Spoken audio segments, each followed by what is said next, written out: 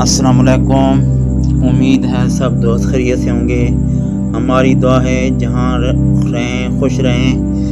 دوستو، آج ہماری ویڈیو کا عنوان ذرا ہٹ کر ہے، نماز کے بعد ذکر کرنے کا طریقہ۔ نماز کے بعد جو اذکار مسنون ہیں وہ نہایت مختصر اور آسان ہیں، لیکن ان کا ثواب بہت زیادہ ہے۔ نبی کریم صلی اللہ علیہ وسلم نے صحابہ کرام کو یہ اذکار سکھائے تھے، یہاں وہ مختصر ترتیب میں درج ہیں۔ نماز کے بعد مسنون اذکار: استغفار 3 بار پڑھیں۔ استغفر اللہ، میں اللہ سے بخشش چاہتا ہوں۔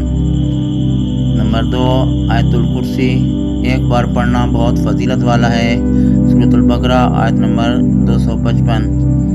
نمبر 3، تسبیحات 33 بار سبحان اللہ، 33 بار الحمدللہ، 34 بار اللہ اکبر۔ اس کو تسبیح فاطمہ بھی کہا جاتا ہے۔ نمبر 4 پر لا الہ الا اللہ وحدہ لا شریک لہ لہ الملک و لہ الحمد وہو علی کل شیء قدیر۔ کم از کم 1 بار پڑھیں، زیادہ بار پڑھنا بھی جائز ہے۔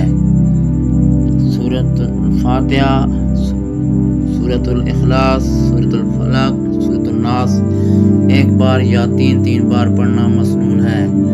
فضیلت: ان اذکار سے دل کو سکون ملتا ہے، گناہ معاف ہوتے ہیں، اللہ تعالیٰ اپنی حفاظت میں لے لیتا ہے۔